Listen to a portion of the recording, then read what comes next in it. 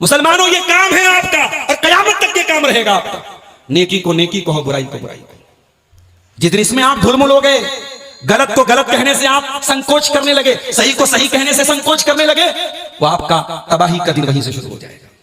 अम्र bill मारूफ और नही अनिल मुनकर, सही को सही कहना, गलत को गलत कहना और डंके की चोट पर कहना, यह आपकी जिम्मेदारी, आपकी रिस्पॉन्सिबिलिटी है। और यह काम अगर आपने नहीं किया तो अंजाम क्या होगा? तिर्मिज़ी की सही रिवायत है, अल्लाह के नबी फरमाते हैं, लतामुरुन्ना बिल मारूफ व लतनहावुन्ना अनिल मुनकर, जब तक तुम नेकी का हुक्म देते रहोगे, जब तक बुराई से रोकते रहोगे, तब तक तो मामला ठीक रहेगा। औ लयूशिकन्नल्लाहु अन यउम्मकुम बिइकाबिन मिनहु, वरना अल्लाह ताला ऐसी सजा तुम पर नाजिल करेगा वो सबको घेर लेगी। सुम्मा तदऊनहु फला युस्तजाब लकुम, फिर तुम अल्लाह से दुआ करोगे लेकिन तुम्हारी दुआ कबूल नहीं होगी। मुअज़्ज़ज़ उलमाए किराम, मुहतरम बुजुर्गों, नौजवान साथियों, माओ और बहनों, प्यारे बच्चों, आज़ाद पार्क से मुत्तसिल इस मैदान में ये सालाना प्रोग्राम अपनी साबिक़ा रिवायात के साथ अल्हम्दुलिल्लाह आज भी मुनक़िद हुआ। उस्ताज़ मोहतरम शेख अब्दुल मतीन मदनी हफ़िज़हुल्लाह का सदारती ख़िताब और उसके बाद बिरादर अज़ीज़ शेख ज़फ़र नोमान मक्की हफ़िज़हुल्लाह का रिक़्क़त आमेज़ ख़िताब आपने समाअत किया। अल्लाह रब्बुल आलमीन हम सब को कहने सुनने से ज़्यादा अमल करने की तौफ़ीक़ अता फ़रमाए, आमीन। मैंने आपके सामने सूरतुल अहज़ाब की आयत नंबर 72 तिलावत की है खुतबे मसनूना के बाद। इस आयत में अल्लाह ताला ने ये बयान किया है कि हमने आसमानों के ऊपर और जमीन के ऊपर और पहाड़ों के ऊपर, गौर कीजिएगा, आसमानों के ऊपर, जमीन के ऊपर, पहाड़ों के ऊपर। आसमान कितना बुलंद है आप अंदाजा लगाइए, जमीन कितनी बड़ी है आप अंदाजा लगाइए, पहाड़ कितना भारी भरकम है आप अंदाजा लगाइए। अल्लाह ने अपनी इन तीन अजीम मखलूकात के बारे में फरमाया कि हमने इनके ऊपर अमानत पेश की। इन्ना अरज़नल अमानता अलस समावाति वल अर्दि वल जिबाल, हमने अमानत पेश की। हमने आसमानों से कहा कि हम तुम पर अमानत पेश कर रहे हैं, डू यू एक्सेप्ट, तुम कबूल कर रहे हो। हमने जमीन के ऊपर अमानत को पेश किया, तुम कबूल कर रही हो। हमने पहाड़ों के ऊपर अमानत को पेश किया, तुम कबूल कर रहे हो। इतना बड़ा, इतनी बड़ी जमीन, इतना भारी भरकम पहाड़ और इतना लंबा चौड़ा ऊंचा आसमान, कुरान कहता है फ़अबैना अन यहमिलनहा, इन सब ने अल्लाह ताला की अमानत को उठाने से इनकार कर दिया। वो अशफ़क़ना मिन्हा, डर गए कि अय अल्लाह हमारे अंदर ये ताकत नहीं कि हम तेरी अमानत को उठा सके। इतना बड़ा आसमान भी अल्लाह ताला की अमानत को उठाने से कासिर है, जमीन भी इनकार कर रही है, पहाड़ भी इनकार कर रहे हैं। वह हमलहल इंसान, और मिट्टी का बना हुआ एक हकीर पानी के कतरे से पैदा किया गया ये इंसान तैयार हो गया। इसने कहा अल्लाह मैं तेरी अमानत को उठाने को तैयार हूं। अमानत से क्या मुराद है इस आयत में? अगर आप कोई तफसीर की किताब उठाएंगे तो मुख्तलिफ बातें आपको मिलेंगी। उन तमाम बातों का लुब्बे लुबाब ये है कि अमानत से मुराद ये है अल्लाह ताला के अहकाम को बजा लाना। अल्लाह के ऑर्डर्स को पूरा करना, अल्लाह की शरीयत को फॉलो करना। अल्लाह ने कहा जो करो वो करना, और अल्लाह ने कहा कि मत करो तो ना करना। ये है अमानत। आसमान ने कहा कि मैं उठा नहीं सकता, जमीन ने कहा मैं उठा नहीं सकती, पहाड़ों ने कहा मैं उठा नहीं सकता, इंसान ने उठा लिया। लेकिन क्या इंसान ने इस अमानत को उठाया, इसका हक अदा किया? कुरान करीम इसके आगे जो कमेंट करता है वो कमेंट क्लियर कर देता है कि इंसान ने उठा तो लिया इतनी बड़ी जिम्मेदारी को, मगर इंसान इस जिम्मेदारी का हक अदा नहीं कर सका। इन्नहु काना ज़लूमन जहूला, ऐ इंसान तूने अल्लाह ताला की अमानत को उठा तो लिया अपने कंधों पर, मगर तू बहुत बड़ा जालिम है और बहुत बड़ा जाहिल है। तूने ये समझा ही नहीं कि कितनी बड़ी ये अमानत थी। तूने ना इस अमानत की अहमियत को समझा और ना ही तू इस अमानत के बोझ को उठा सका। तू बहुत बड़ा जालिम भी और बहुत बड़ा जाहिल भी है। कुरान करीम की ये आयत हमें एक मैसेज देती है कि दुनिया में हम और आप अमानत उठाने के लिए आए हैं। हम सबके कंधों पर कोई ना कोई अमानत है। अल्लाह ने अगर हमें खूबसूरत बनाया तो खूबसूरती भी अमानत है। अल्लाह ने मालदार बनाया तो माल भी अमानत है। अल्लाह ने हमें जवानी दी तो जवानी भी बहुत बड़ी अमानत है।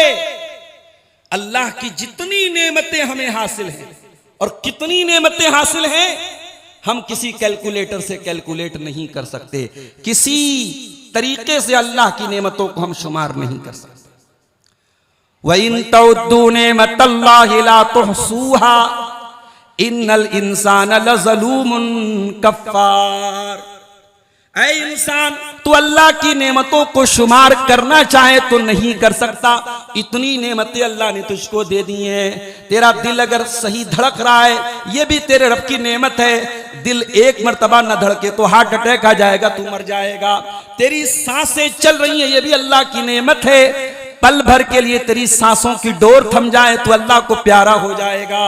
तेरा दिमाग बहुत अच्छा काम कर रहा है, ये भी अल्लाह की नेमत है। वरना पागल खाने में जाके देख ले, तुझसे ज्यादा हैंडसम, तुझसे ज्यादा स्मार्ट, तुझसे ज्यादा खूबसूरत लंबे तड़ंगे लोग वहां पे पागलों की तरह दौड़ रहे हैं। सब कुछ ठीक है, लेकिन दिमाग का कनेक्शन ठीक नहीं है, दिमाग बराबर काम नहीं कर रहा है। इतनी नेमतें अल्लाह ने सिर्फ आपकी बॉडी में, आपके शरीर में दी है कि आप गिन नहीं सकते। ऐ इंसान, तू बहुत बड़ा जालिम और नाशुक्रा है।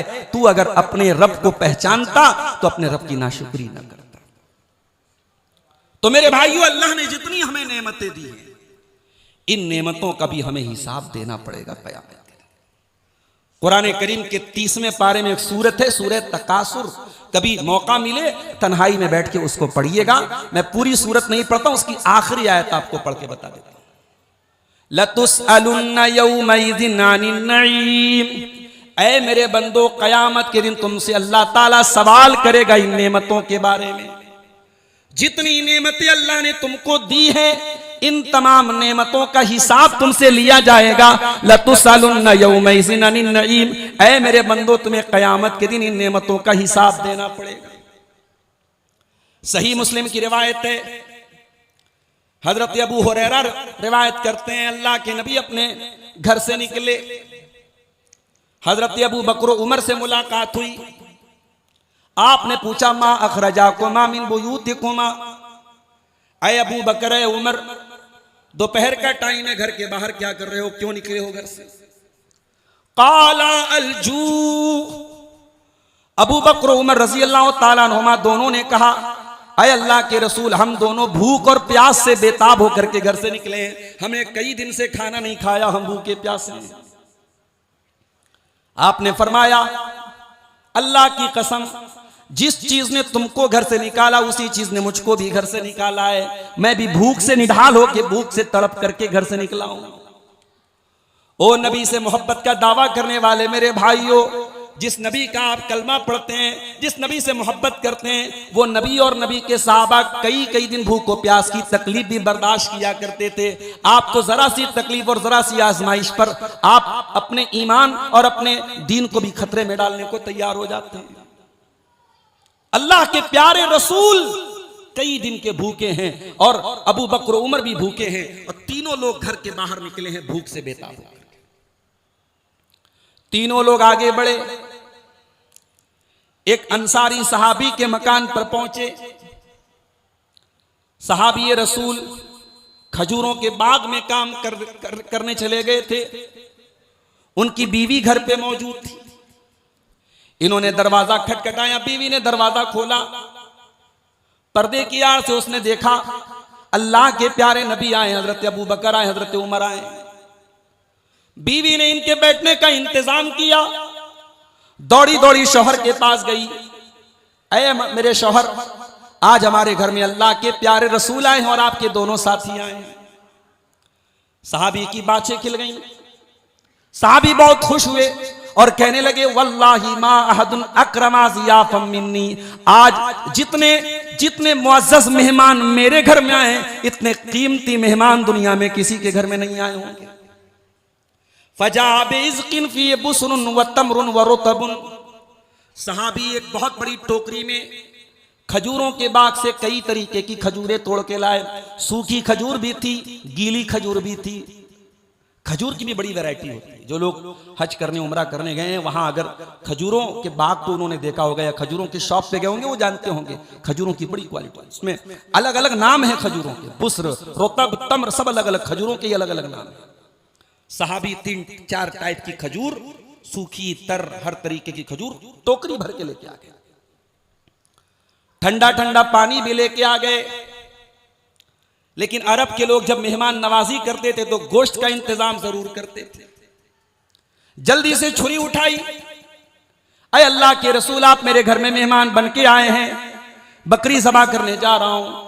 आपने फरमाया इया कवल हलूब, ऐसी बकरी मत ज़बा कर देना जो दूध देने वाली हो, दूध देने वाली बकरी को ज़बा मत कर देना। सहाबी रसूल अंसारी सहाबी गए, बकरी ज़बा की और उसका ताजा ताजा गोश्त भून करके लेके चले आए। हदीस के अल्फाज है, सही मुस्लिम की रिवायत है, फशबू व रवू, अल्लाह के प्यारे नबी ने भी पेट भर के खाया। आपके दोनों साथियों हजरत अबू बकर उमर ने भी पेट भर के खाया। तीनों लोग पेट भर गया, आसूदा हो गए।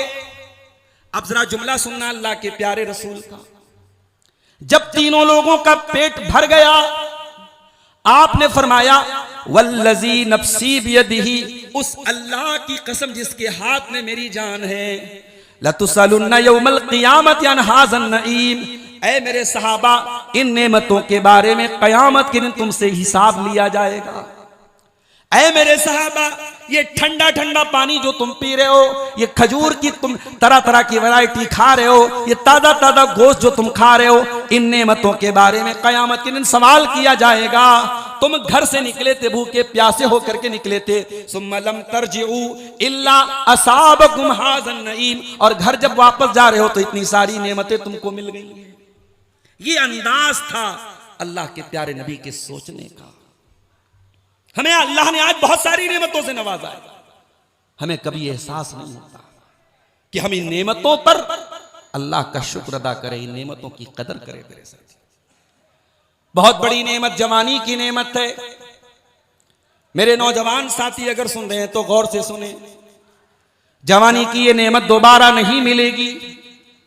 और कयामत के दिन जब अल्लाह ताला सारे लोगों से सवाल करेगा तो 5 सवाल सबसे पहले किया जाएगा, और उन 5 सवालों में एक सवाल जवानी के बारे में किया जाएगा।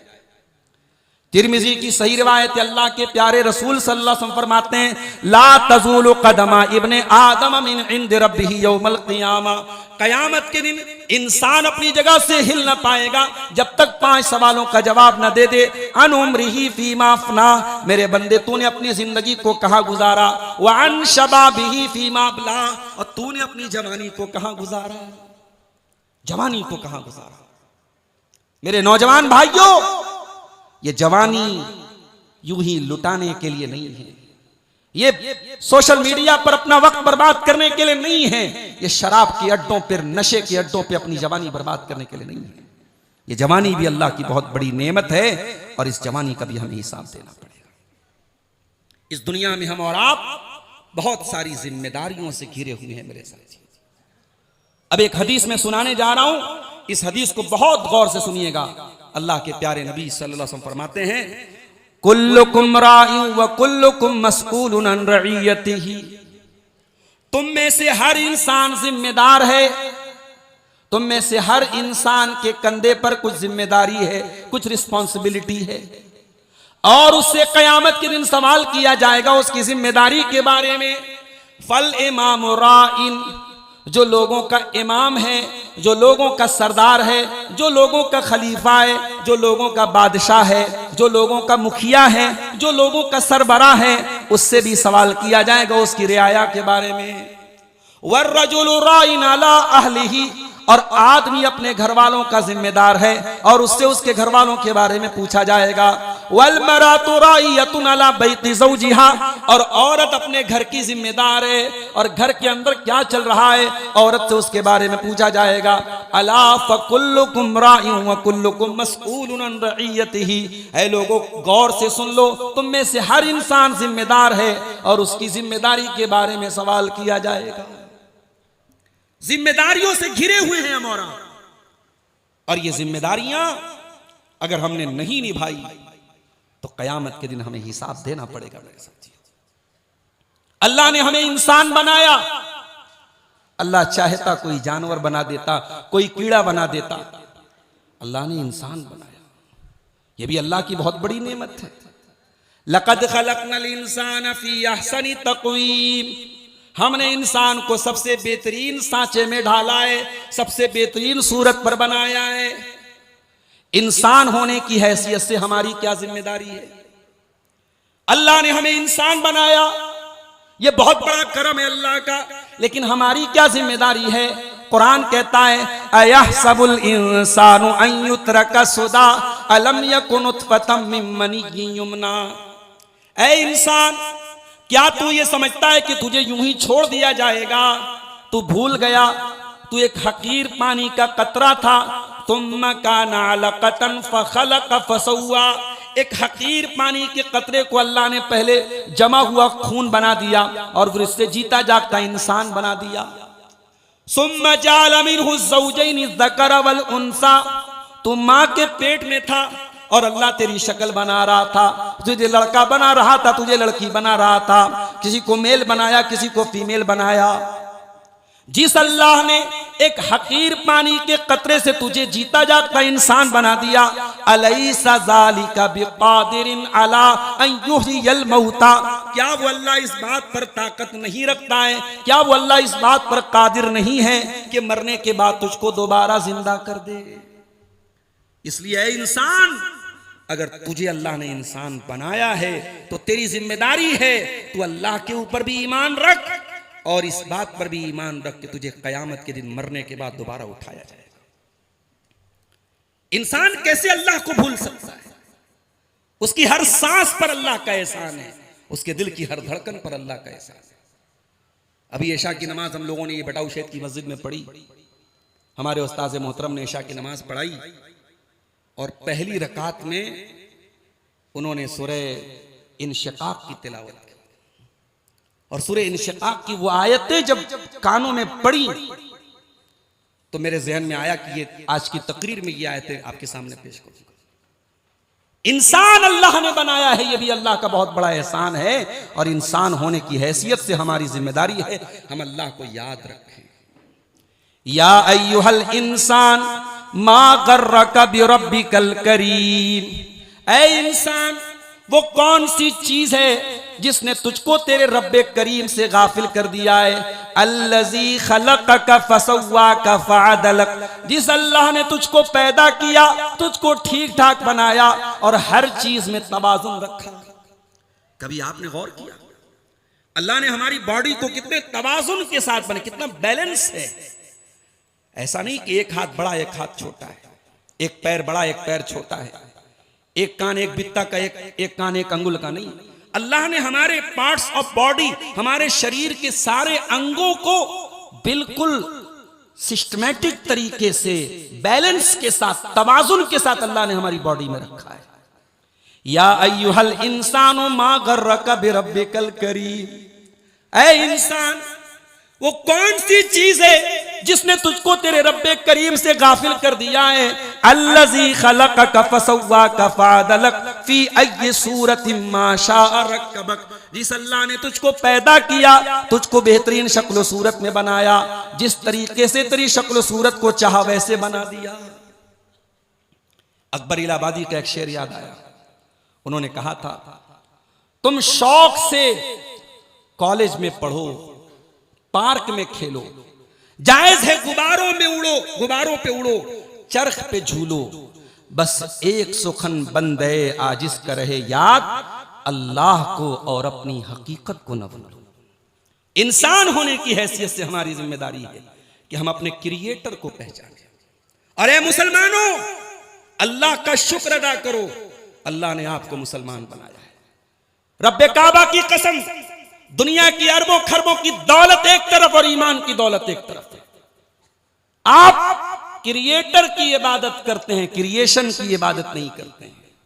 सृष्टि को पैदा करने वाले, निर्माण करने वाले, बनाने वाले खालिक की इबादत करते हैं, मखलूक की इबादत आप नहीं करते हैं। अगर अल्लाह ने आपको तौहीद की तौफीक बख्शी है, इस तौहीद की कदर करो मेरे प्यारे साथी। वह दुनिया में बड़े पढ़े लिखे लोग, बड़े एजुकेटेड, बड़े क्वालिफाइड लोग आज शर्मगाहों की इबादत कर रहे हैं, पत्थरों की इबादत कर रहे हैं, पेड़ों की इबादत कर रहे हैं। अगर अल्लाह ने आपको क्रिएटर की इबादत करने वाला बनाया है तो ये बहुत बड़ी नेमत है, इस पर अल्लाह का शुक्र अदा करो मेरे साथ। इसीलिए कुरान कहता है, इन्न फी खल्क़िस समावाति वल अर्दि वख्तिलाफिल लैलि वन नहार लआयातिल लिउलिल अलबाब। जितना तुम जमीन पर गौर करोगे, आसमान पर गौर करोगे, दुनिया पे गौर करोगे, उतना ज्यादा तुम अल्लाह के करीब होते चले जाओगे। जमीन व आसमान के अंदर अक्लमंदों के लिए निशानियां हैं। अल्लज़ीना यज़्कुरून अल्लाह क़ियामन व क़ुऊदन व अला जुनूबिहिम। और अल्लाह कहता है, अक्लमंद वो नहीं है जिनके पास लंबी चौड़ी डिग्री हो, बड़े पढ़े लिखे हो, बड़े काबिल हो, नहीं नहीं। अक्लमंद वो लोग हैं जो अपने मालिक को याद करते हो, कभी खड़े होकर याद करते हो, कभी लेट करके याद करते हो, कभी बैठ करके याद करते हो। व यतफक्करून फी खल्क़िस समावाति वल अर्ज़। और जमीन व आसमान के ऊपर गौर करते हो, और जब गौर करते हो तो इस नतीजे पर पहुंचते हो, रब्बना मा खलक़्ता हाज़ा बातिला। ऐ परवरदिगार, तूने इस दुनिया को बेमकसद नहीं बनाया है। सुब्हानक फ़क़िना अज़ाबन नार। ऐ अल्लाह, तू जहन्नम की आग से हमको बचा ले। तो कुरान कह रहा है, अक्लमंद वो लोग हैं जो अल्लाह को याद करते हैं। तो इंसान होने की हैसियत से हमारी जिम्मेदारी है कि हम अल्लाह की इबादत करें, अल्लाह को याद रखें। फिर और गौर कीजिए, इंसानों में बहुत सारे मत हैं, मज़ाहिब हैं, धर्म हैं, रिलीजियन हैं। अल्लाह ने हमें और आपको मुसलमान बनाया, आखिरी नबी का उम्मती बनाया। हम मूसा अलैहिस्सलाम के उम्मती बन के नहीं आए, हम ईसा अलैहिस्सलाम के उम्मती बन के नहीं आए, हम उम्मत मुहम्मदिया सल्लल्लाहु अलैहि वसल्लम बन के आए। हम अल्लाह के आखिरी नबी की उम्मती बन के आए। ये भी बहुत बड़ा एजाज है, बहुत बड़ा सम्मान है, बहुत बड़ा ऑनर है। इस सम्मान की भी कदर कीजिए और इसकी रिस्पॉन्सिबिलिटी को समझिए, इसकी जिम्मेदारी को समझिए। जब आप ये कहते हैं कि मैं मुसलमान हूं, तो आप अपने कंधे पर बहुत बड़ी जिम्मेदारी लेके चलते हैं। आइए कुरान से पूछते हैं वो जिम्मेदारी क्या है। कुरान कहता है, कुंतुम खैरा उम्मतिन उखरिजत लिन्नास। तुम दुनिया की सबसे बेहतरीन कम्युनिटी हो, सबसे बेहतरीन उम्मत हो। उखरिजत लिन्नास, इस लफ्ज के ऊपर गौर कीजिएगा।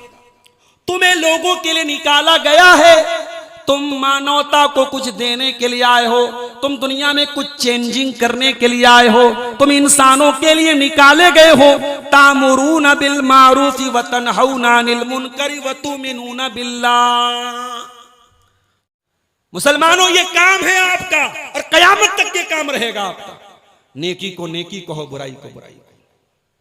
जिस दिन इसमें आप धुलमुल हो गए, गलत को गलत कहने से आप संकोच करने लगे, सही को सही कहने से संकोच करने लगे, वो आपका तबाही का दिन वहीं से शुरू हो जाएगा। अम्र बिल मारूफ और नही अनिल मुनकर, सही को सही कहना, गलत को गलत कहना और डंके की चोट पर कहना, यह आपकी जिम्मेदारी है, आपकी रिस्पॉन्सिबिलिटी है। और यह काम अगर आपने नहीं किया तो अंजाम क्या होगा।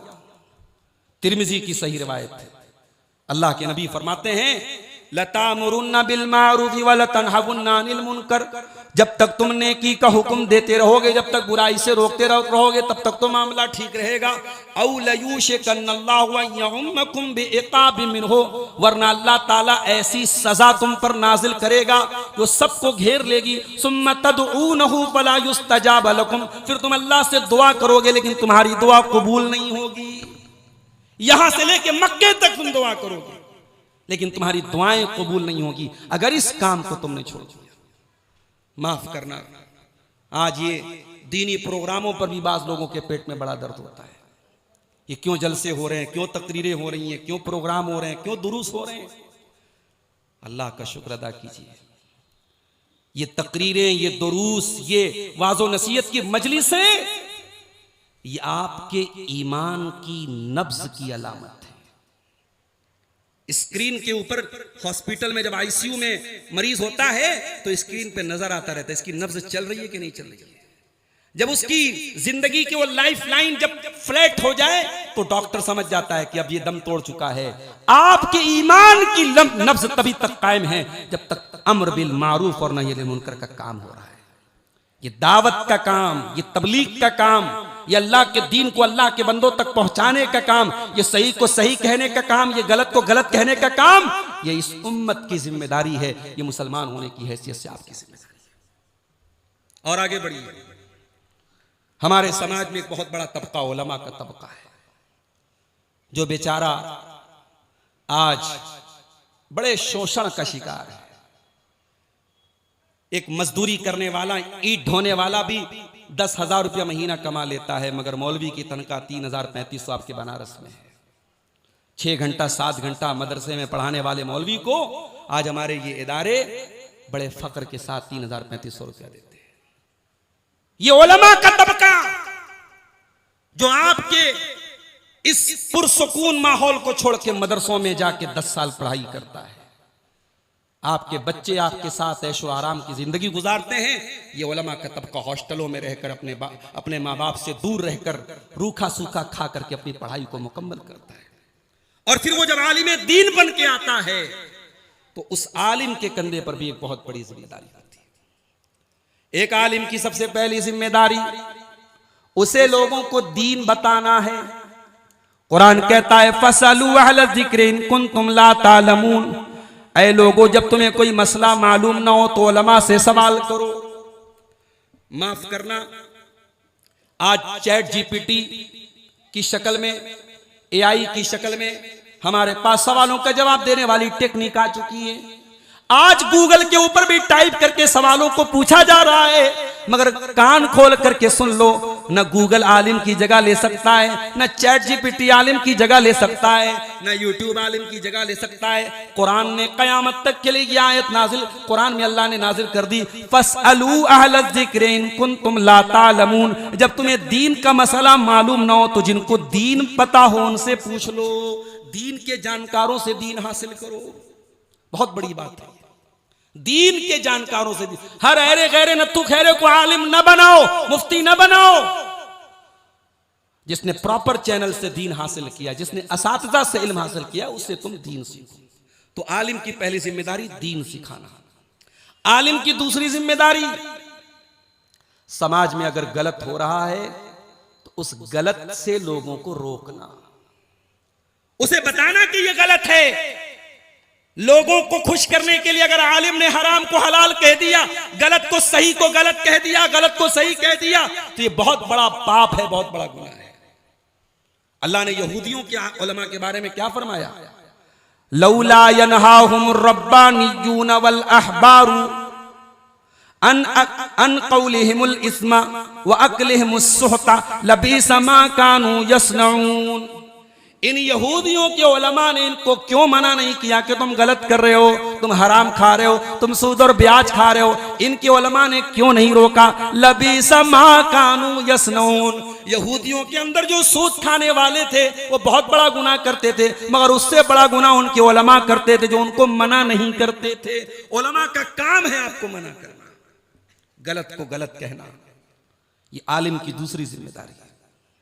आलिम की तीसरी जिम्मेदारी, उसके कौलो अमल में तजाद न हो, उसके गुफ्तार और किरदार में कंट्राडिक्शन ना हो, टकराव ना हो, वो जो कहे उस पर अमल करे। या अय्युहल्लज़ीना आमनू लिमा तक़ूलूना मा ला तफ़अलून, ऐ ईमान वालो तुम वो बात क्यों कहते हो जो करते नहीं हो। कबुर मक़तन इंदल्लाहि अन तक़ूलू मा ला तफ़अलून, अल्लाह के नजदीक ये बहुत बड़ा गुनाह है कि तुम वो बात कहो जो करते नहीं हो। कुरान के पहले पारे में अल्लाह ने अहले किताब से फरमाया, अतामुरून अन्नासा बिल बिर्रि व तनसौना अनफुसकुम व अंतुम ततलूनल किताब, ऐ यहूदियों तुम दूसरों को नेकी का हुक्म देते हो और अपने आप को भूल जाते हो, जबकि तुम तौरात का मुताला करते हो, तुम अल्लाह की किताब को पढ़ते हो। तो आलिम की ये बहुत बड़ी जिम्मेदारी है उसके कौल व अमल में तज़ाद। और आलिम की चौथी जिम्मेदारी है कि समाज में जितना भी गुनाहों का दौर आ जाए, उसने आलिम है, वो उसने इल्म हासिल किया है, कुरान सुन्नत को सीखा है, उसकी जिंदगी में तकवा होना चाहिए, अल्लाह का डर होना चाहिए। इन्नमा यख्शल्लाह मिन इबादिहिल उलमा, अल्लाह से उसके बंदों में उलमा डरते हैं। तो ये उलमा की जिम्मेदारी है। हमारे यहाँ समाज में बहुत सारे जिम्मेदार लोग होते हैं। कोई हमारे पंचायत का सरदार है, हमारे बुनकर बिरादराना तंजीम का सरदार है, कोई किसी मदरसे की कमेटी का सरबराह है, कोई किसी मस्जिद का, इसकी भी बड़ी जिम्मेदारी है जी। अगर आप किसी कमेटी के सरदार हैं, किसी ऑर्गेनाइजेशन के हेड हैं, किसी बिरादराना तंजीम के सरदार हैं, तो ये सिर्फ अपना नाम ऊंचा करने की एक कुर्सी नहीं है, ये ओहदे बहुत बड़ी जिम्मेदारी है मेरे साथ। अगर ये ओहदा संभालने की ताकत है, इस जिम्मेदारी को निभाने की ताकत है, तभी ये ओहदा कबूल करो, वरना ओहदा मत कबूल करो, वरना ये ओहदा जी का जंजाल बन जाएगा। सही मुस्लिम की रिवायत है, हजरत अबू ज़र ग़िफ़ारी रज़ी अल्लाह तआला अन्हु अल्लाह के रसूल से कहते हैं, अला तस्तामिलुनी, ऐ अल्लाह के रसूल आप मुझे कोई ओहदा क्यों नहीं देते, मुझे कहीं का जिम्मेदार क्यों नहीं बनाते। अल्लाह के प्यारे नबी सल्लल्लाहु अलैहि वसल्लम ने हजरत अबू ज़र का कंधा पकड़ा और फरमाया, इन्नका ज़ईफ़ुन व इन्नहा अमाना, ऐ अबू ज़र तुम कमजोर हो, जिम्मेदारी का बोझ उठा नहीं पाओगे, जिम्मेदारी बहुत बड़ी अमानत है। व इन्नहा खिज़्युन व नदामतुन यौमल क़ियामा, और ऐ अबू ज़र ग़िफ़ारी कान खोल करके सुन लो, ये जिम्मेदारी कल कयामत के दिन रुसवाई का सबब बन जाएगी, जिल्लत का सबब बन जाएगी। इल्ला मन अखज़हा बिहक़्क़िहा, हाँ जो जिम्मेदारी को कबूल करे और उसको निभाए तब तो ठीक है, वरना ये जिम्मेदारी कयामत के दिन वबाले जान बन जाएगी। ऐ समाज के जिम्मेदार मेरे भाइयों, अपनी जिम्मेदारी को समझो। अगर आपके समाज में कुछ गलत हो रहा है तो उस पूरे समाज की जिम्मेदारी आपके कंधे पर आएगी। एक और हदीस सुन लीजिए अल्लाह के नबी की, मा मिन अब्दिन यस्तरईहिल्लाहु रईयतन सुम्मा यमूत व हुवा काशुन लिरईयतिही इल्ला हर्रमल्लाहु अलैहिल जन्नह। यह भी सही मुस्लिम की रिवायत है। अल्लाह के प्यारे नबी सल्लल्लाहु अलैहि वसल्लम फरमाते हैं, जिस बंदे को अल्लाह ताला कोई जिम्मेदारी देता है और वो इस हाल में मर जाता है कि अपनी जिम्मेदारी के साथ वो फ्रॉड कर रहा था, धोखा दे रहा था, जिम्मेदारी को सही तरीके से नहीं निभा रहा था, ऐसे इंसान के ऊपर अल्लाह ताला जन्नत को हराम कर देगा। इतना बड़ा घाटे का सौदा है अगर जिम्मेदारी को हमने सही तरीके से नहीं निभाया। अगर आपकी यह हैसियत है कि समाज में भाइयों में झगड़ा हुआ आपको पंच बनाया गया, पड़ोसियों में झगड़ा हुआ आपको मुंसिफ बनाया गया, आपको जज बनाया गया, तो आप कभी ये ना करें कि पैसे वाले का फेवर ले लें, बड़े आदमी का फेवर ले लें, रिश्तेदार का फेवर ले लें, पक्षपात करें, तरफदारी करें, जानिबदारी करें। नहीं, आपको अदलो इंसाफ से काम लेना है। अगर अदलो इंसाफ से काम लेंगे, इनाम क्या मिलेगा? कयामत के दिन जब सूरज 1 मील की दूरी पर होगा, अल्लाह अपने कुछ बंदों को अपने अर्श का साया देगा, उन खुशनसीब बंदों में एक बंदा वो होगा, अल्लाह के प्यारे नबी सल्लल्लाहु अलैहि वसल्लम फरमाते हैं इमामुन आदिलुन, जो इंसाफ करने वाला इमाम हो। इमाम से मुराद यहां कोई भी सरदार हो सकता है, कमेटी का हेड हो सकता है, मोहल्ले का सरपंच हो सकता है, बिरादराना तंजीम का सरदार हो, कोई भी जो लोगों के अंदर फैसला करता हो, अगर वो इंसाफ के साथ फैसला करता है, उसे अल्लाह ताला कयामत के दिन ये इज्जत देगा। एक और हदीस सुनिए, अल्लाह के प्यारे नबी सल्लल्लाहु अलैहि वसल्लम फरमाते हैं इन्नल मुक़सितीना अला मनाबिर मिन नूर यौमल क़ियामा, कयामत के दिन इंसाफ करने वाले नूर के मिंबर पर होंगे। आपने मस्जिद में लकड़ी का मिंबर देखा होगा, आपने सीमेंट और बालू का प्लास्टर किया हुआ आपने मिंबर देखा होगा, ईंट और पत्थर का मिंबर देखा होगा, लेकिन कयामत के दिन इंसाफ करने वालों को अल्लाह ताला नूर के मिंबर पर रखेगा, अन यमीन रहमानी अज़्ज़ वजल। और हदीस के अल्फाज हैं, बुखारी और मुस्लिम की रिवायत है कि वो रहमान के दाहिनी तरफ होंगे, नूर के मिंबर पर होंगे। और ये वो कौन लोग होंगे? अल्लज़ीना यादिलूना फी हुक्मिहिम व अहलीहिम, जो अपने फैसले में इंसाफ करते हैं, अपने घर वालों के साथ इंसाफ करते हैं। अपनी औलाद के साथ अगर आपने नाइंसाफी की है, बहुत बड़ा खतरा है आपके लिए। ठीक है, मोहब्बत किसी औलाद से कम हो सकती है, ज्यादा हो सकती है, मगर किसी औलाद को आपने जायदाद से बेदखल कर दिया, इसका हक नहीं है आपको, जितनी भी नाफरमान औलाद हो।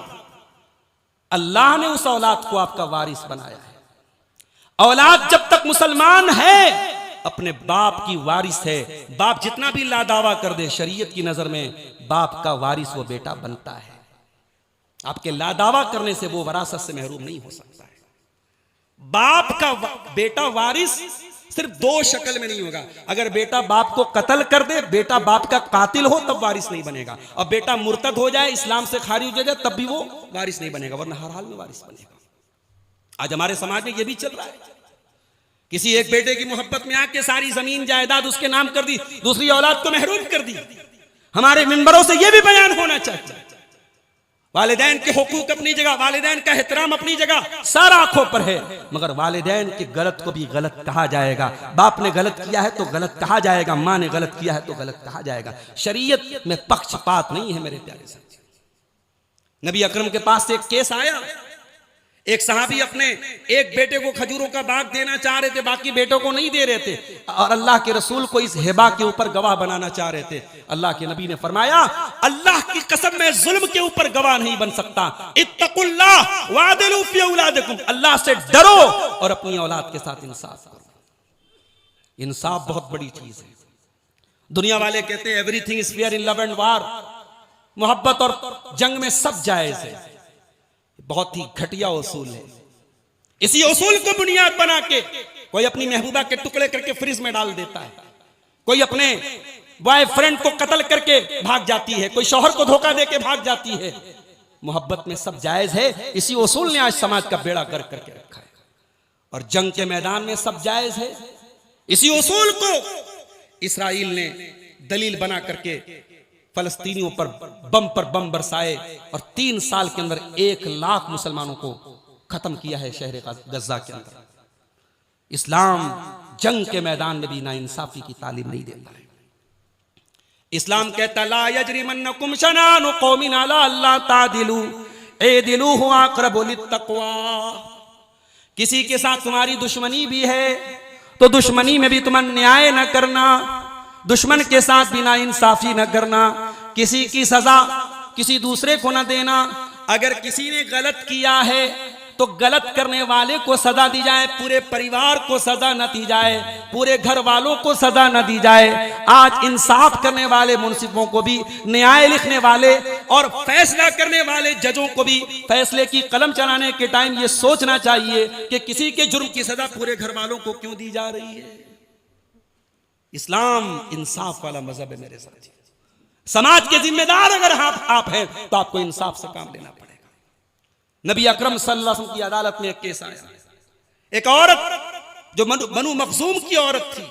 ये बनु मखजूम बहुत बड़ा खानदान था, इसी खानदान का अबू जहल था, इसी खानदान के खालिद बिन वलीद थे, बहुत बड़ा खानदान था। उस खानदान की एक औरत थी, उसका नाम फातिमा था। उसने चोरी की। इस्लाम में चोरी की सजा हाथ का काट देना है ये अलग बात है, उसके रूल और रेगुलेशन है, उसके कायदे और कानून हैं। किसी ने अंडा चुरा लिया, किसी ने 10 की नोट चुरा ली, उसका हाथ नहीं काटा जाएगा, उसकी एक कंडीशन, एक लिमिट है, वो एक अलग मसला है। बहरहाल उस औरत ने चोरी की और नबी की अदालत से ये फैसला हो गया कि हाथ कटेगा। खानदान वाले बड़े परेशान हो गए, हमारे खानदान की तो नाक कट जाएगी, हमारे खानदान की औरत का हाथ कटेगा। लेकिन किसी की मजाल नहीं है कि अल्लाह के प्यारे रसूल से इस बारे में बात कर सके। लोगों ने हजरत उसामा बिन जैद को पकड़ा, हिब्ब रसूलिल्लाह, जो अल्लाह के रसूल के बड़े महबूब थे, जिनको अल्लाह के नबी ने बेटे की तरह पाला पोसा था। हजरत जैद के बेटे थे उसामा। लोगों ने हजरत उसामा से कहा कि उसामा, हमारे खानदान की इज्जत का मसला है, आप जा करके बात कर लीजिए। हजरत उसामा अल्लाह के नबी के पास आए, फकल्लमहु, और उस औरत के बारे में अल्लाह के नबी से सिफारिश करने की कोशिश की, बात करने की कोशिश की। बुखारी के अल्फाज हैं, अल्लाह के प्यारे नबी का चेहरा गुस्से से लाल हो गया। आपने बड़े गुस्से में फरमाया, अतशफौ फी हद्दिन मिन हुदूदिल्लाह, अय उसामा, क्या तुम चाहते हो कि उस औरत के लिए मैं अल्लाह के कानून को बदल दूं, मैं अल्लाह की हद में कोई तब्दीली कर दूं? अय उसामा, तुमसे पहले की उम्मतें इसीलिए हलाक हो गई, जब कोई बड़ा आदमी कोई पाप करता था उसको छोड़ देते थे, और कमजोर आदमी वही काम करता था उसको सजा देते थे। वह अईमुल्लाह, और ए उसामा कान खोल करके सुन लो, अल्लाह की कसम, लौ अन्ना फातिमा बिन्त मुहम्मदिन सरकत, अरे ये तो कबीले बनु मखजूम की औरत फातिमा है, मेरे कलेजे का टुकड़ा, मेरी बेटी, मेरी लख्ते जिगर फातिमा बिन्त मोहम्मद भी अगर वो चोरी करती, हालांकि उनकी शान इससे बईद है, मगर नबी ने मिसाल देने के लिए फरमाया, अगर मेरी बेटी भी चोरी करती लकता तो यदहा, तो मेरी अदालत में कोई दूसरा फैसला ना आता, मैं अपनी बेटी के भी हाथ काटने का ऑर्डर दे देता। यह है नबी का इंसाफ। तो समाज के जो जिम्मेदार लोग हैं मेरे प्यारे भाइयों, वो अदलो इंसाफ से काम लें। ये बड़ा मसला है हमारे समाज का कि जिनके हाथों में इंसाफ की लगाम जाती है, कभी कभी वो बायस्ड होकर फैसला करते हैं, तरफदारी करते हैं, जानिबदारी करते हैं। ये नहीं होना चाहिए। जिम्मेदार हैं तो जिम्मेदारी के तकाजों को समझिए और आगे बढ़िए। आप अपने घर के गार्जियन हैं, आपके कुछ बेटे हैं, कुछ बहुएं हैं, कुछ पोते हैं, कुछ पोतियां हैं, कुछ नाती हैं, कुछ नतनियां हैं। आप एक परिवार के मुखिया हैं। आपके कंधे पे क्या है? बहुत बड़ी जिम्मेदारी है। पूरे घर की जिम्मेदारी आपके कंधे पर है। रातों में आप तहज्जुद पढ़ रहे हैं और आपके बेटे शराब के नशे में धुत होके घर आते हैं, और आपके माथे पर कभी शिकन ना आई कि मेरा बेटा शराब क्यों पी रहा है। आप पांचों टाइम के नमाजी हैं, चेहरे पर शरई दाढ़ी है, माथे पर सजदे का निशान है, और आपकी आंखों के सामने आपके बेटे हराम कारोबार करते हैं, और आप नोटों की गड्डी सहज सहज के अलमारी में रख रहे हैं। आपके तकवा पर कोई हर्फ नहीं आया, आपकी परहेजगारी को कोई चोट नहीं पहुंची, आपकी दीनदारी को कोई ठेस नहीं पहुंची। ये नहीं होना चाहिए। घर के गार्जियन हैं तो बहुत बड़ी जिम्मेदारी आपके कंधे पर है। कुरान का 28वां पारा उठाइए। कुरान कहता है, या अय्युहल्लज़ीना आमनू कू अनफुसकुम व अहलीकुम नारा, ऐ ईमान वालो, अपने आप को और अपने घर वालों को जहन्नम की आग से बचाओ। अरे हम तो दुनिया की आग में अपने बच्चों को जलता हुआ नहीं देख सकते। आग में जलना तो बड़ी दूर की बात है। छोटे बच्चे घर में खेल रहे हैं, बिजली के स्विच के पास जो सॉकेट होता है उसमें अगर बच्चे की उंगली चली जाए तो हम डर जाते हैं कि बच्चे को करंट न लग जाए। बच्चा नंगा तार न छू ले, बच्चे को करंट के शॉक न लग जाए। हम तो अपने बच्चों से इतना प्यार करते हैं, हमारे बच्चों को जरा सा हाथ और पैर में जल जाए हम तो उसकी मरहम पट्टी करते हुए रोने लगते हैं। माएँ रोने लगती हैं, बाप रोने लगता है। ऐ दुनिया वालों, अपने परिवार से तुम इतनी मोहब्बत करते हो तो क्यों अपने परिवार को जहन्नम की आग में जलता हुआ देख रहे हो? कू अनफुसकुम व अहलीकुम नारा, ऐ ईमान वालों, अपने आप और अपने घर वालों को जहन्नम की आग से बचाओ। ये जिम्मेदारी बहुत बड़ी जिम्मेदारी है, और यही जिम्मेदारी का एहसास था जो जनाबे मोहम्मद रसूलुल्लाह सल्लल्लाहु अलैहि वसल्लम को रात में सोने नहीं देता था। आप बिस्तर पर करवटें बदलते रहते थे और रात में उठ करके अपनी बीवियों को उठा करके कहते थे, ऐ मेरी बीवियों, कयामत करीब है, कयामत करीब है, तैयारी कर लो। कुरान की जब आपके ऊपर आयत नाजिल हुई, वह अनज़िर अशीरतकल अक़रबीन, ऐ नबी अपने घर खानदान के लोगों को अल्लाह के अजाब से डरा दीजिए। अल्लाह के नबी ने अपने तमाम खानदान वालों को इकट्ठा किया, सबका नाम ले लेके आपने फरमाया, ऐ मेरे खानदान के लोगों, ऐ मेरे दादा की औलादो, ऐ मेरे परदादा की औलादो, ऐ अब्दुल मुत्तलिब की औलादो, ऐ हाशिम की औलादो, आपने सारे खानदान वालों का नाम लेके फरमाया, अनक़िज़ू अनफ़ुसकुम मिनन नार, अपने आप को जहन्नम की आग से बचा लो। फ़इन्नी ला उग़नीकुम अनकुम मिनल्लाहि शैया, अगर तुमने ईमान को ना अपनाया, तुम तौहीद के रास्ते पर नहीं आए, तो अल्लाह के अजाब के मुकाबले में मैं भी तुम्हारे काम नहीं आने वाला हूं। आपने अपने चचा अब्बास का नाम लेके फरमाया, या अब्बास अब्न अब्दुल मुत्तलिब, ऐ मेरे चचा अब्बास, अपने आप को जहन्नम की आग से बचा लीजिए। आपने अपनी फूफी सफिया का नाम लेके फरमाया, या सफिया बिन्त अब्दुल मुत्तलिब, ऐ मेरी फूफी सफिया, अपने आप को जहन्नम की आग से बचा लीजिए। आपने अपनी बेटी फातिमा का नाम लेके फरमाया, या फातिमा बिन्त मोहम्मद, ऐ मेरी प्यारी बेटी फातिमा, अनक़िज़ी नफ़्सकी मिनन नार, अपने आप को जहन्नम की आग से बचा लो। ये जिम्मेदारी का एहसास था मेरे प्यारे साथियों, जो जनाब मोहम्मद रसूलुल्लाह सल्लल्लाहु अलैहि वसल्लम को अपने तमाम घर और खानदान वालों को ये पैगाम देने पर मजबूर कर रहा है। आप तहज्जुद पढ़ रहे हैं, पांचों टाइम के नमाजी हैं, और घर में बच्चे क्या कर रहे हैं, पोते पोतियां क्या कर रहे हैं, आपको कोई फिक्र नहीं। कुरान कहता है, कू अनफुसकुम व अहलीकुम नारा, ऐ ईमान वालों, अपने आप को और अपने घर वालों को जहन्नम की आग से बचाओ। जिस जहन्नम की आग का ईंधन इंसान और पत्थर होंगे, जो पेट्रोल और डीजल से नहीं जलेगी, जो इंसानों से जलेगी, जो पत्थरों से जलेगी। जो जहन्नम की आग दुनिया की आग से 70 गुना ज्यादा खतरनाक होगी, उस आग से अपने आप को और अपने घर वालों को जहन्नम की आग से बचाओ। मेरे प्यारे भाइयों, आप बाप हैं, आपके घर में बेटे बेटियां हैं, बहुत खुश नसीब हैं आप, बहुत खुश नसीब हैं आप। दुनिया में करोड़ों लोग हैं, बहुत दौलत है उनके पास, मगर उनके घर में औलाद का सुख नहीं है, उनके घर में बच्चों की किलकारियां नहीं है। अल्लाह ने आपको औलाद की नेमत से नवाजा है, ये बहुत बड़ी नेमत है, मगर ये नेमत भी है और ये जहमत भी है। अगर आपने औलाद की तरबियत का हक अदा न किया, आपसे कयामत के दिन पूछा जाएगा। मेरे साथियों, हजरत अब्दुल्ला बिन मसूद तहज्जुद की नमाज पढ़ रहे थे, उनका छोटा बच्चा सोया हुआ था, और तहज्जुद की नमाज पढ़ते हुए हजरत अब्दुल्ला बिन मसूद कुरान का 16वां पारा पढ़ रहे थे, सूरह कहफ पढ़ रहे थे, और सूरह कहफ पढ़ते पढ़ते हजरत अब्दुल्ला बिन मसूद कुरान की इस आयत के ऊपर पहुंचे। हजरत मूसा अलैहिस्सलाम का वाकया अल्लाह ताला बयान कर रहा है। मूसा अलैहिस्सलाम और हजरत खजीर अलैहिस्सलाम जब ये दोनों एक बस्ती से गुजरे, तो बस्ती वाले बड़े कंजूस थे, बड़े कंजूस थे, मेहमान नवाज नहीं थे।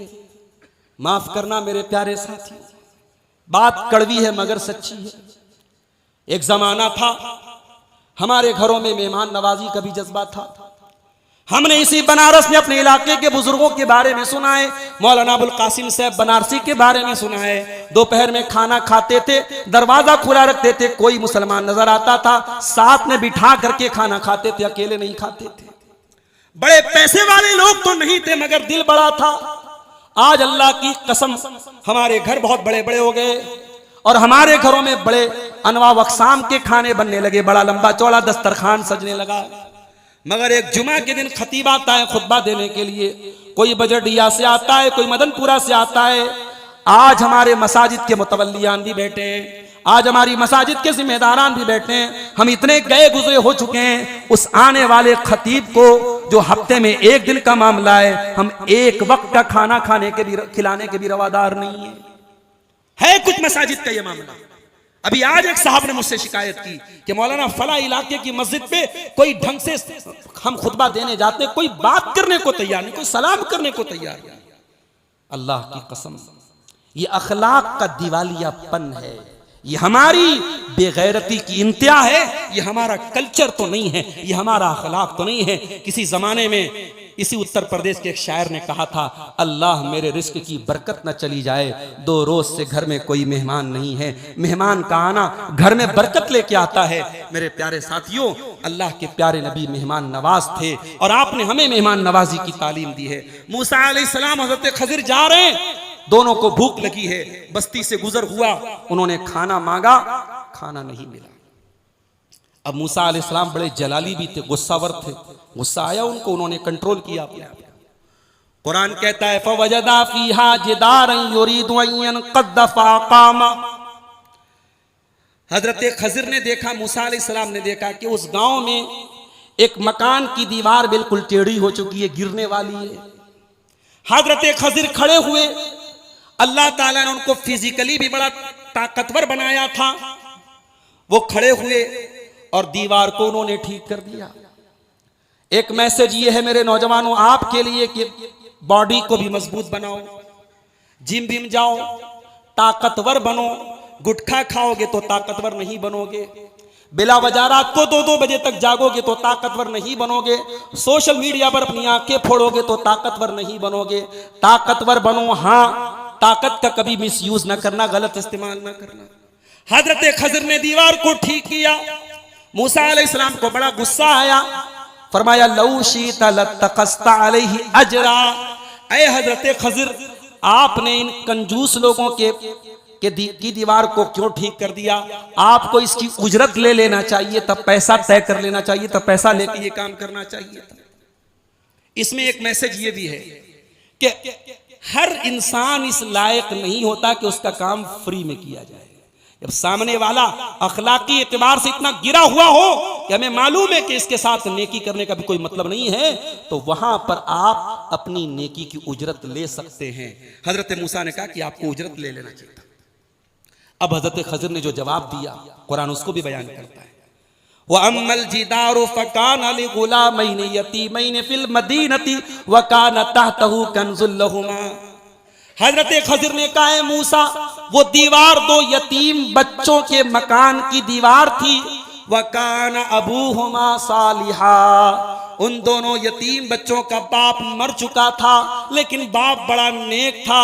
फअराद रब्बुका अन यब्लुगा अशुद्धहुमा व यस्तखरिजा कंज़हुमा। अल्लाह ने उस नेक बाप के यतीम बच्चों को उनके बाप ने मरने के पहले उस दीवार के नीचे खजाना छुपाया था। दीवार गिर जाती, खजाना बाहर आ जाता, गांव वाले लूट लेते। अल्लाह ने उस नेक बाप के यतीम बच्चों का माल जाये नहीं होने दिया, बर्बाद नहीं होने दिया। अल्लाह ने मुझको हुक्म दिया, मैंने दीवार को ठीक कर दिया ताकि कल जब वो बच्चे बड़े हो जाएं, जवान हो जाएं, तो अपने बाप का खजाना हासिल कर लें। अल्लाह अकबर। आप तहज्जुद आज पढ़ रहे हैं, अल्लाह आपकी आने वाली नस्लों का फ्यूचर बना रहा है, आपकी आने वाली नस्लों का मुस्तकबिल रोशन हो रहा है। सिर्फ जमीन और जायदाद खरीदने से आपकी औलाद का मुस्तकबिल सुनिश्चित नहीं होगा।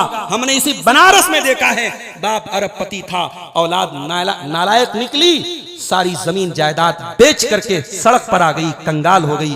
तो मेरे भाइयों, ये जमीनी और जायदादें जरूरी नहीं है कि आपकी औलाद की हिफाजत करें। हाँ, आपकी नेकियां आपकी औलाद के काम आएंगी।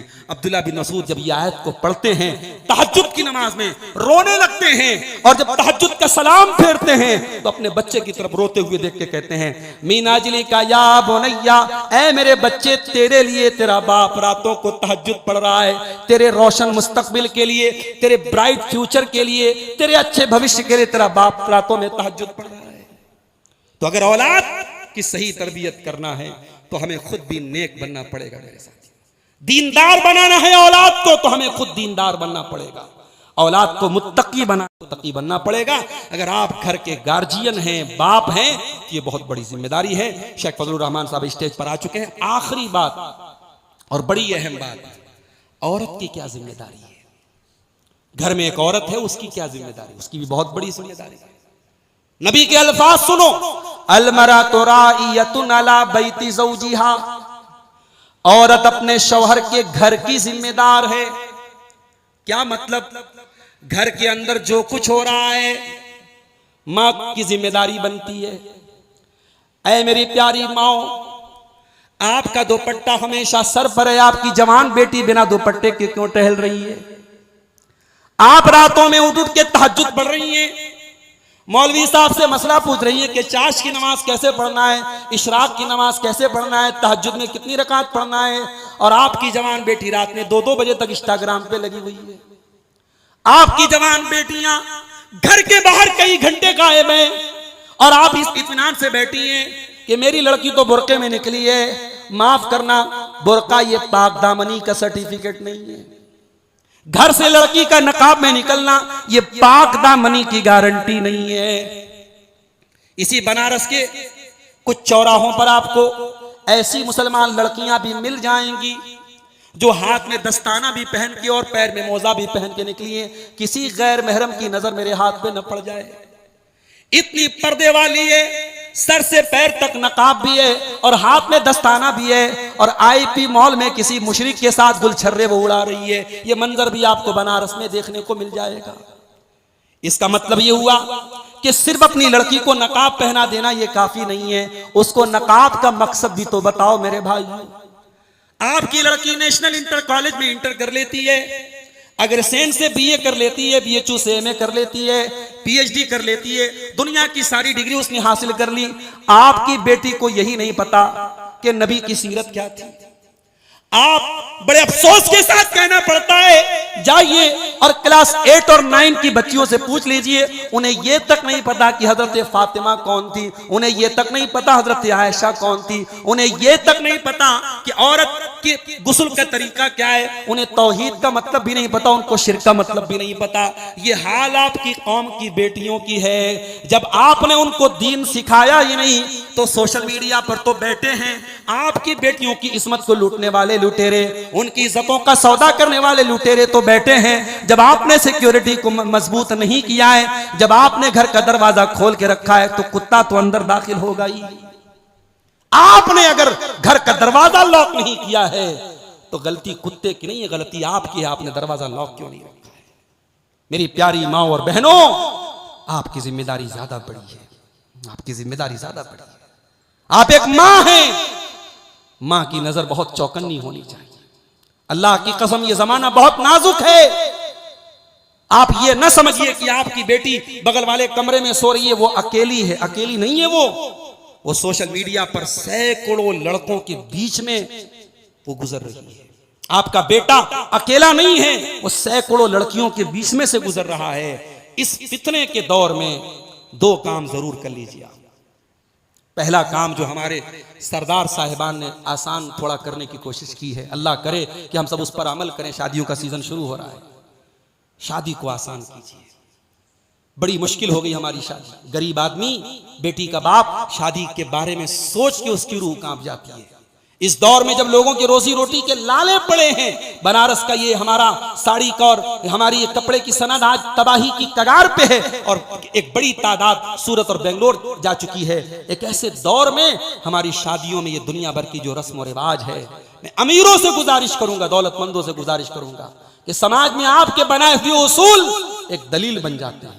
किसी जमाने में शादी होती थी, डाल पे 5 जोड़े कपड़े चले जाते थे, 7 जोड़े कपड़े चले जाते थे। अब जहां जरा सा मिडिल क्लास खानदान है, नहीं साहब, अब 17 जोड़े की चाल है, 15 जोड़े की चाल है, इतने तोले जेवर की चाल है। अरे भाई ये चाल क्या है? आपकी इन्हीं चालों ने समाज का जीना हराम करके रखा है।